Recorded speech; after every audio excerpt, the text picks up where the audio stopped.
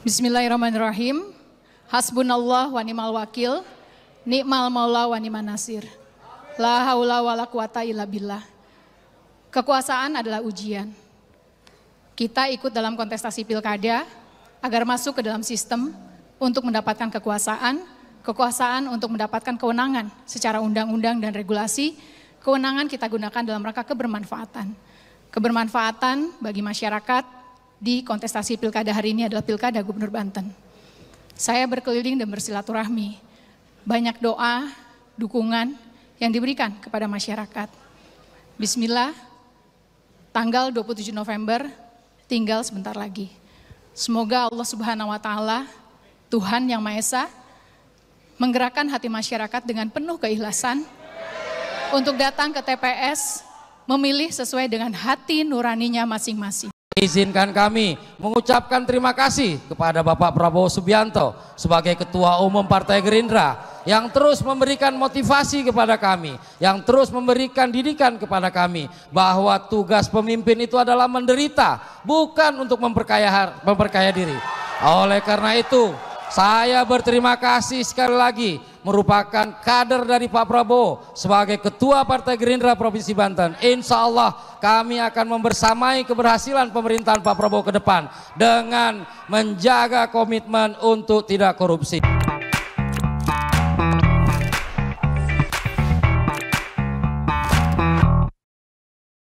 Assalamualaikum warahmatullahi wabarakatuh, sahabat Banten Podcast.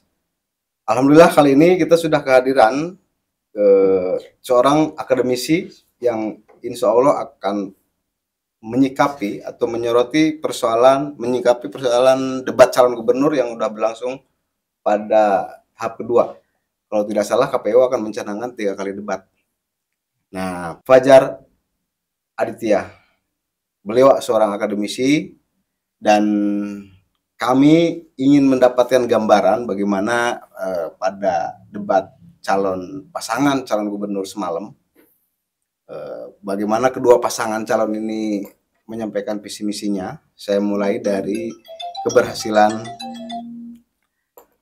kedua pasangan calon menurut Kang Fajar itu dari debat semalam itu mana yang lebih berhasil atau yang lebih memberikan gambaran penyampaian visi misi terhadap masyarakat dan kemudian menarik simpati masyarakat dari hasil debat mereka di putaran kedua.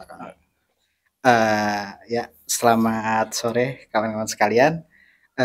Sebelum ke arah bagaimana proses mereka mempersuasi publik pada debat kedua ini, saya harus menggarisbawahi bahwa debat publik adalah agenda yang ditetapkan oleh KPU. Bagaimana caranya setiap pasangan calon dapat mempromosikan atau mempresentasikan diri mereka ke hadapan publik dan menyampaikan visi misi mereka ke hadapan publik, kira-kira seperti itu. Dan saya menganggap bahwa debat calon gubernur itu adalah sebuah kontestasi. Jadi ibarat kita nonton tinju itu, debat calon gubernur dan wakil gubernur itu semestinya adalah ajang bagaimana cara mereka saling baku hantam gitu secara umum. Jadi baku hantam dalam hal yang positif tentu saja. Bagaimana mereka bisa menyampaikan gagasan mereka dan secara tidak langsung sedikit bermain-main dengan gimmick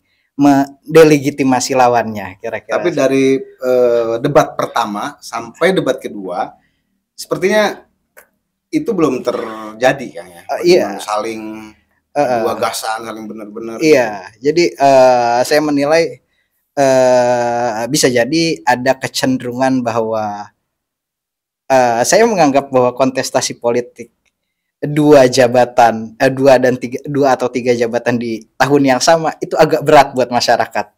2 atau 3 jabatan. Maksudnya gini, jadi presiden, kemudian calon gubernur, dan di bawahnya ada kabupaten di tahun yang sama, terasa sangat melelahkan. Jadi euforianya sudah terserap ke yang sebelumnya gitu loh. Jadi saya bisa memaklumi bahwa ketika kontestasi debat cagup dan cawagup tidak sekeras kontestasi debat capres dan cawapres, bisa jadi animonya mungkin sudah berkurang karena Sebelumnya kan kita disajikan tontonan yang lumayan seru ketika debat capres cawapres, ketika saling mengejek, saling melegitimasi dan mendelegitimasi lawannya, dan walaupun sedikit banyak hal tersebut tidak terlalu terlihat saat ini. Jadi masih dalam koridor yang sama-sama aman dan masih dalam koridor mereka fokus ke arah visi dan misi mereka gitu lah. Kang Fajar, sebenarnya dari debat ini memiliki pengaruh besar terhadap tingkat partisipasi pemilihan nggak nantinya publik dalam memilih? Secara umum harusnya sangat berpengaruh karena sangat berpengaruh besar karena ketika berbicara alat kampanye, kemudian berbicara juga dengan kampanye di beberapa titik, itu kan tidak semua visi dan misi mereka terserap. Jadi hanya terbatas di tempat banner mereka berdiri atau tempat mereka berkampanye secara kawasannya saja. Tapi ketika misalkan debat yang diselenggarakan oleh KPU dan dalam lingkup yang lebih luas, dalam arti disiarkan ke televisi, secara umum harusnya mereka jauh lebih banyak menghasilkan gagasan dan lebih banyak bisa mempersuasi masyarakat melalui saluran itu gitu. Karena kalau misalkan di daerah tertentu, tentu saja hanya daerah situ yang bisa mendengar visi dan misinya. Tapi kan kalau misalkan ditayangkan secara global dan secara umum, artinya harusnya visi dan misi mereka jauh lebih terserap pada warga-warga yang lain. Mudah-mudahan masyarakat sampai ke pelosok desa, pelosok daerah, karena Banten kan tidak hanya di perkotaan. Mudah-mudahan ada antusiasme. Saya berharapnya gini sih, Kang. Ketika debat, maka ada muncul nonton bersama sampai di tingkat desa-desa, antusias mereka ingin tahu pemimpinnya seperti apa gitu. Tapi itu mungkin terjadi di beberapa area zona tim sukses, di beberapa pendukung partisipan kader pengurus-pengurus parpol barangkali. Tapi saya tidak melihat ada masyarakat yang seperti halnya nonton zaman dulu itu layar tancap, menyaksikan gitu. Kalau di kampung-kampung kan, di wilayah Lebak Selatan, barangkali mungkin ada, tapi saya tidak mendapat informasi itu. Jadi berbondong-bondong ingin menyaksikan gitu. Itu karena faktor apa tuh, Bang? Apakah masyarakat juga nggak terlalu respect atau udah terlalu banyak dikecewakan oleh pemimpin-pemimpin? Iya, kalau menurut saya ya hal itu balik lagi ke ranah bahwa saya secara pribadi menganggap bahwa pemilihan gubernur dan pemilihan presiden semestinya tidak berada di tahun yang sama, karena jelas sorotan masyarakat sudah habis duluan gitu. Jadi energi kita sudah lebih dahulu habis terserap ke presiden. Jadi ya saat ini ya secara jujur ya hanya sisanya saja gitu. Jadi kontestasi mungkin sedikit lebih pasif dibanding sebelumnya, dan menurut saya ya itu hal yang wajar. Tapi kan posisi perannya juga pemimpin daerah juga memiliki peran yang sangat penting, mau tingkat kota, kabupaten maupun provinsi kan ya? Iya, kayak misalkan kita berkaca pada pemilihan Presiden Jokowi yang kedua dan pemilihan gubernur selanjutnya, itu jauh lebih ramai.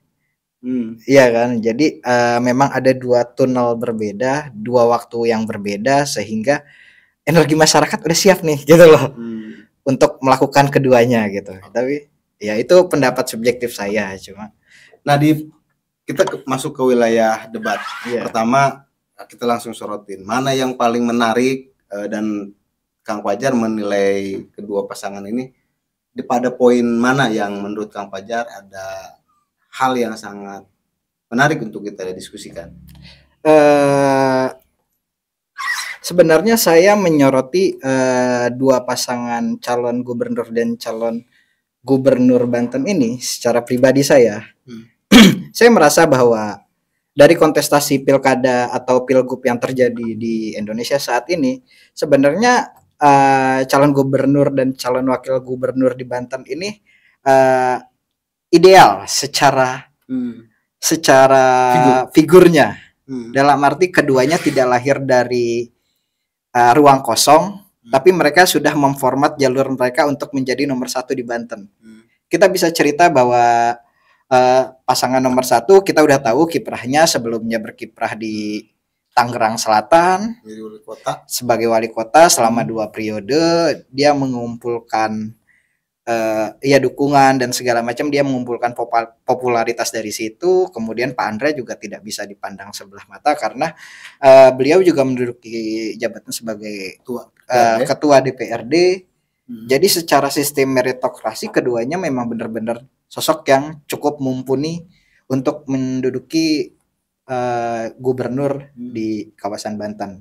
Tentu saja kalau misalkan kita bandingkan dengan konteks Jakarta, ini agak sedikit berbeda karena memang calon di Jakarta memang selalu populer, tapi soal merit atau bagaimana perjalanan track record mereka secara karir politik tunggu dulu gitu kan. Ini hal yang berbeda karena calonnya misalkan Ridwan Kamil dari Bandung sebelumnya kan tidak punya keterkaitan dengan Jakarta sendiri.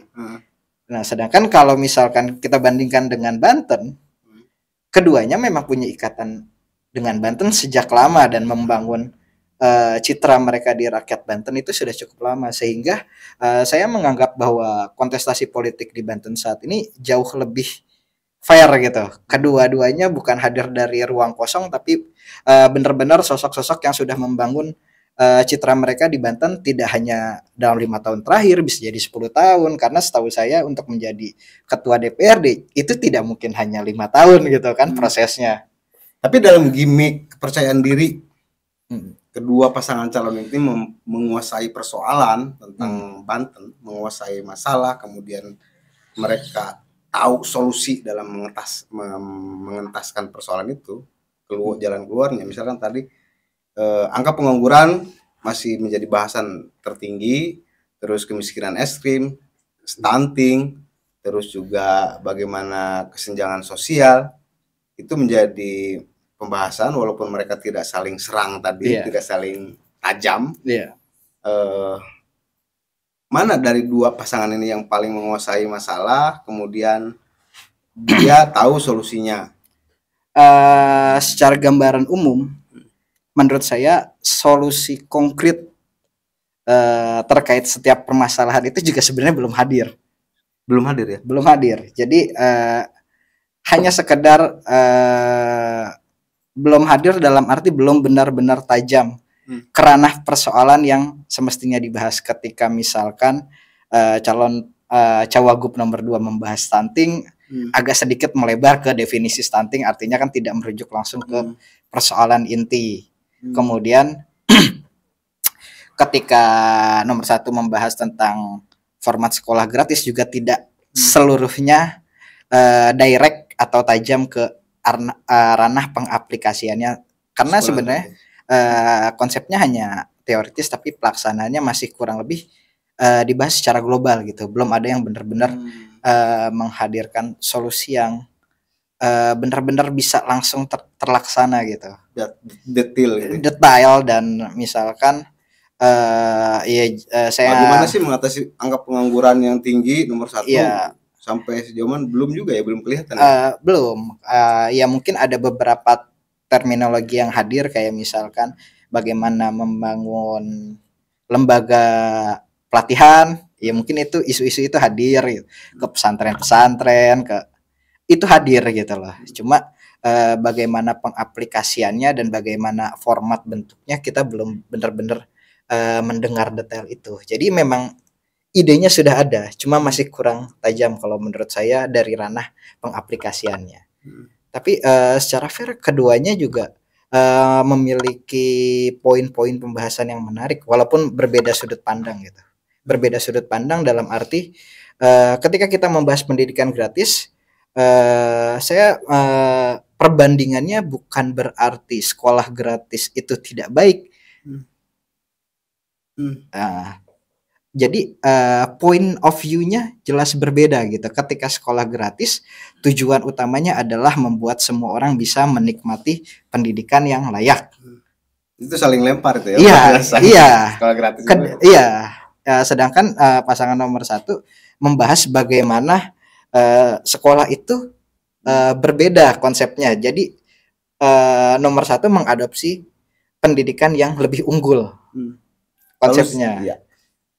walaupun memang itu. Terus yang poin yang kedua juga kalau saya lihat pasangan nomor 2 ini bertubi-tubi dan selalu mengangkat anti korupsi. Banten segala macam selalu dikaitkan dengan semuanya bisa dilaksanakan ketika tidak melakukan korupsi, dan itu hampir selalu berulang-ulang, bertubi-tubi, walaupun selalu diklirkan sama pasangan nomor 2 ini bahwa jangan ada yang tersinggung dengan kata-kata itu, seperti itu ya. Nah, Kang Fajar melihatnya pesan nomor 2 itu apa?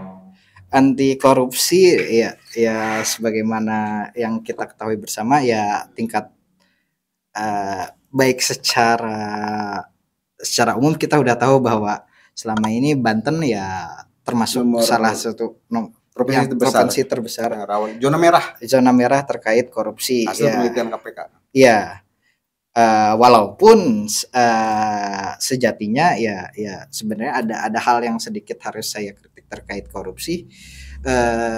Korupsi itu kadang tidak kita sadari kita melakukan korupsi gitu. Jadi pada formatnya korupsi bukan hanya terkait bagaimana total kerugian yang diimajinasikan oleh penyidik, tapi iya pokoknya banyak hal yang agak menyulitkan terkait korupsi, dan saya sejatinya juga masih kurang paham karena belum ada pengertian yang ajak atau baku terkait korupsi. Jadi menurut saya terminologi penggunaan korupsi berkali-kali itu adalah pancingan sebenarnya. Kayak kan saya udah bilang bahwa kontestasi debat cagup dan cawagup ini kan ibarat tinju ya, harus ada bermain-main sedikit di ranah yang bisa mengganggu pikiran kontestan lainnya, dalam arti ada beberapa metode-metode yang digunakan untuk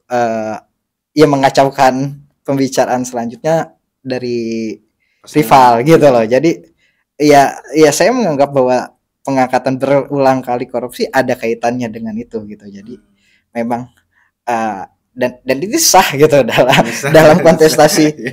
Kan kita sedang berkontestasi seperti yang misalkan pasangan calon wakil gubernur juga melontarkan pertanyaan yang sebenarnya Pandeglang kenapa? Ya, menarik juga ya. Itu kan Pandeglang kenapa menjadi daerah termiskin nomor 1 Banten? Jawaban Pak Dimyati juga melebar ya. Iya, melebar. Jadi makanya jadi menurut saya melemparkan berulang kali tema quote terkait korupsi merupakan salah satu cara yang digunakan untuk mempengaruhi cara berbicara dari pasangan lawannya. Dan menurut saya ya debat dan ini kontestasi loh, dan itu hal yang wajar, sah dan tergantung bagaimana pihak lawan merespon itu gitu. Jadi ibarat kail yang dilempar oleh lawan ketika dimakan semestinya ditarik dan kemudian terjadi pertempuran yang seru gitu kan. Jadi kita belum mendapatkan. Nah, yang kedua Kang Fajar, yang berulang-ulang kali itu adalah klaim bahwa ini dua-duanya, kalau saya melihat mengklaim bahwa pemerintah daerah tidak boleh berseberangan dengan pemerintah pusat, dan saya melihat bahwa ini ingin tegak lurus terhadap ingin sinergis dengan pemerintah pusat Prabowo. Nah, tapi kedua-duanya ini kan mantan tim sukses sebenarnya. Bu Airin adalah ketua tim sukses, Bang Andra juga sekretaris tim sukses TKD Pak Prabowo. Nah, berulang kali nih selalu itu disampaikan oleh dalam perdebatan itu bahwa seolah-olah ingin menunjukkan kamilah lebih Pak Prabowo daripada Pak Prabowo sendiri. Kan istilahnya seperti itu. Gimana gitu kan? Efeknya, dampaknya, pengaruhnya. Berkaitan itu saya agak menarik bagaimana teknik-teknik kampanye. Kalau misalkan dalam ranah komunikasi itu ada yang namanya teknik propaganda, adalah bagaimana cara untuk mempengaruhi persepsi publik terhadap satu isu atau memberikan dukungan atau hal-hal seperti itu. Jadi dalam ranah komunikasi itu ada teknik propaganda yang biasanya digunakan dalam kampanye, dan salah satunya adalah yang bisa saya sebut adalah teknik transfer atau mengagungkan satu nama untuk memberikan legitimasi bahwa dia mendukung saya. Itu teknik transfer yang biasa digunakan. Jadi kedua pasangan ini coba melegitimasikan bahwa Pak Prabowo berada di sisi mereka gitu. Masing-masing keduanya seolah memperebutkan dukungan. Walaupun pada kenyataannya kita sama-sama tahu bahwa keduanya memiliki keterkaitan yang erat terhadap sosok RI1 yang menjabat saat ini. Dan saya melihat bahwa upaya yang dilakukan oleh pasangan nomor 2 ingin memberikan persepsi publik, ingin menggambarkan kepada persepsi publik bahwa dia cenderung lebih dekat dibanding karena dia kader, karena dia adalah seorang kader gitu loh. Ketua Jadi DPD Provinsi Banten Gerindra. Iya, artinya keduanya memang memperebutkan satu porsi dukungan yang sama, yaitu melegitimasi nama mereka didukung oleh RI1 gitu. Walaupun pada kenyataannya ya keduanya memang sangat-sangat dekat. Nah, tapi menurut saya yang perlu saya garis bawahi, sosok paslon nomor 1 tidak menggunakan terminologi itu secara langsung. Dia malah cenderung lebih soft, bahkan calonnya yang menjawab bahwa Ibu Airin adalah ketua pemenangan di Banten. Bahkan calonnya kan yang akhirnya menggunakan terminologi itu, sedangkan Bu Airin cenderung lebih pasif dalam arti dia menunjukkan bahwa secara politik dia menunjukkan bahwa tanpa disebut itu pun orang udah tahu gitu loh. Pada closing statement juga tersampaikan sepertinya kalau kehadiran di nomor 2 itu dia lebih mengutamakan bahwa semuanya sudah akan tertakdirkan. Tuhan akan mentakdirkan, tertulis siapa yang akan menjadi pemenang. Tapi Bu Airin juga sama. Kemudian ada juga poin-poin dari closing statement kemudian ke skor. Kalau misalkan nanti keluar skor, dan harus dikeluar skor, mana yang paling menarik? Kalau menurut saya persoalan menarik atau tidak, saya perlu menggarisbawahi bahwa kedua pasangan calon ini memiliki membawa simbol yang berbeda.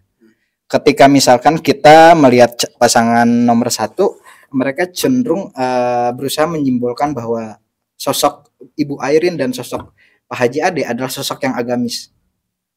Jadi lebih ke ranah kanan, dalam arti mereka lebih menyasar kelompok-kelompok yang agamis. Dan mereka menyimbolkan itu dengan kalau kita perhatikan dalam debat kemarin, berulang kali Ibu Airin menggunakan terminologi agama sebagai punchline atau sebagai sebuah statement. Seperti di statement penutup, dia menggunakan beberapa terminologi dalam bahasa Arab yang familiar dengan orang-orang agama. Nah, sedangkan ketika ke pasangan nomor 2, mereka cenderung lebih mengangkut simbol nasionalis. Itu terlihat dari banner yang dipajang di tempat-tempat beberapa titik tertentu. Pak Andra sama sekali tidak menggunakan peci, tapi lebih cenderung menggunakan baju yang normal atau baju standar, dan itu menunjukkan Pak Andra lebih cenderung mengangkat simbol nasionalis pada sisinya. Bahkan di statement penutup saya menyimak bahwa hal menarik yang disampaikan Pak Andra berulang kali menyampaikan tidak menggunakan terminologi Allah, tapi dia menggunakan terminologi Tuhan yang Maha Esa.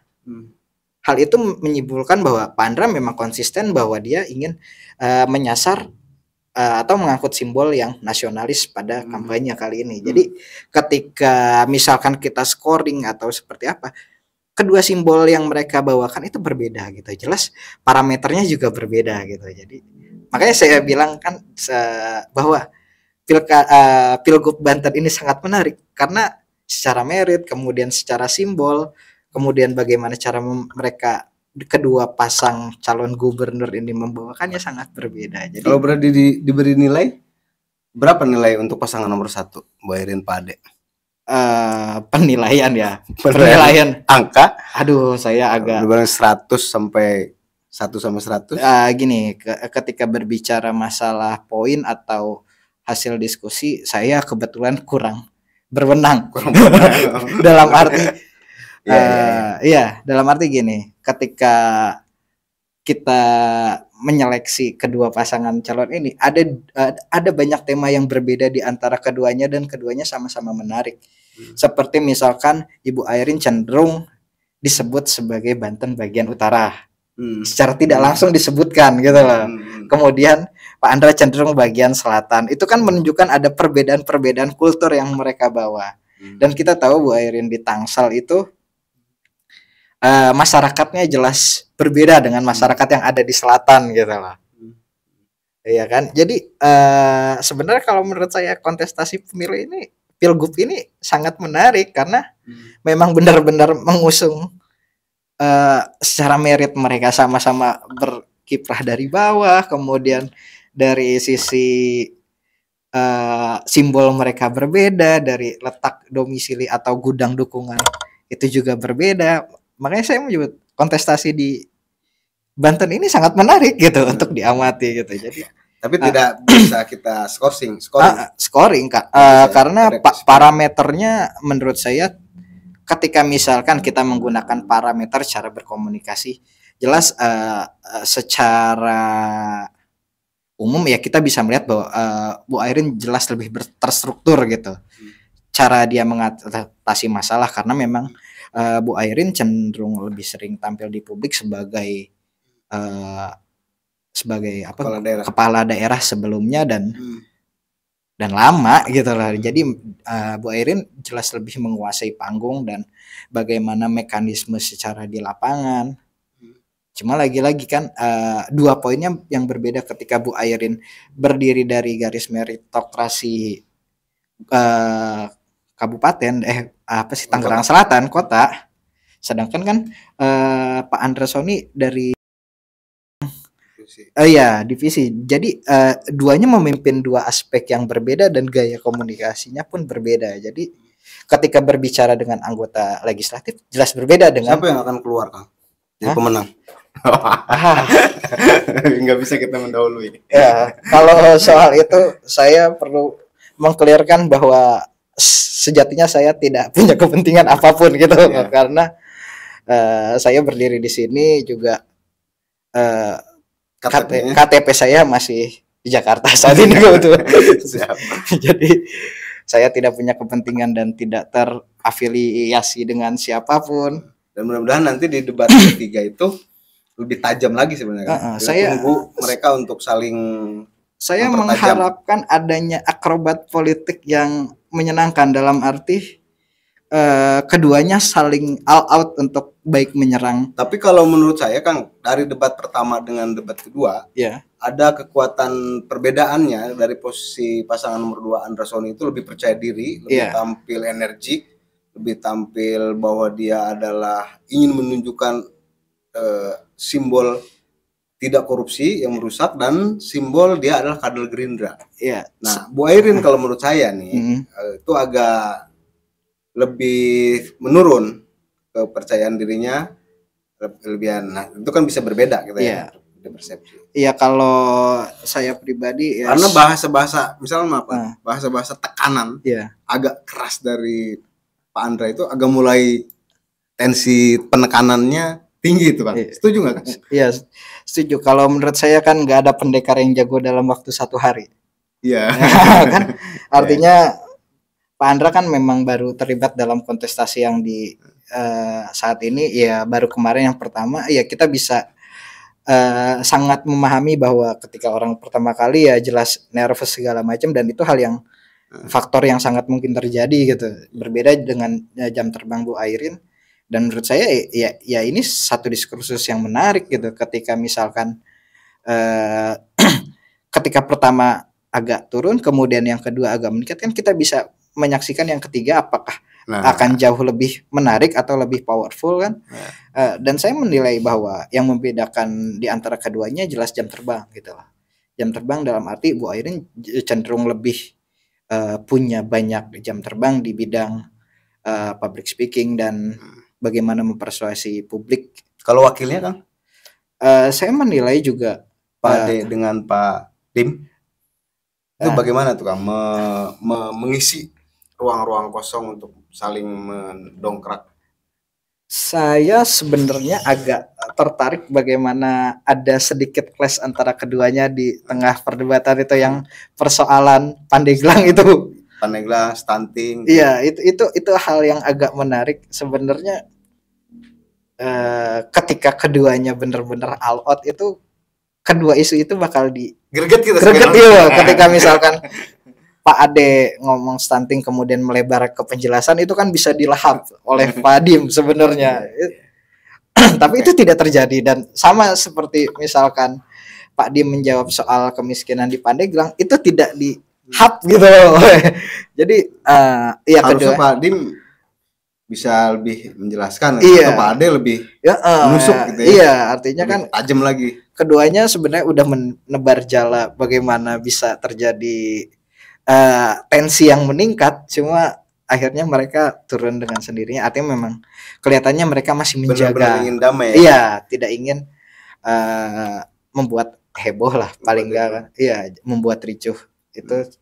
Dan yang menarik dari Bu Airin itu, kalau menurut saya Kang, selalu menekankan di episode pertama, di debat pertama dan debat kedua, di closing statement selalu menekankan bahwa pilihlah sesuai hati nurani, pilihlah sesuai hati nurani.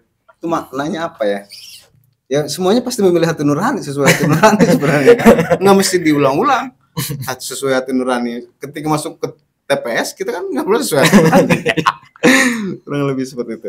Dan ya Kang Fajar, ini sampai hari ini kita belum ada lagi hasil survei. Kalau nggak salah cuma 1 kali survei itu pernah muncul. Sampai hari ini belum ada survei itu. Kang Fajar ngikutin itu nggak, pengaruh survei terhadap?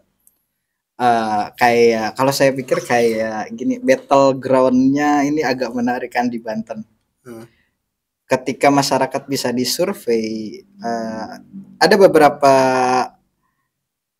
alat yang bisa mendukung adanya survei. Yang pertama dengan menggunakan teknologi basisnya digital. Ada yang survei turun ke lapangan. Kan dananya jauh lebih mahal yang survei ke lapangan.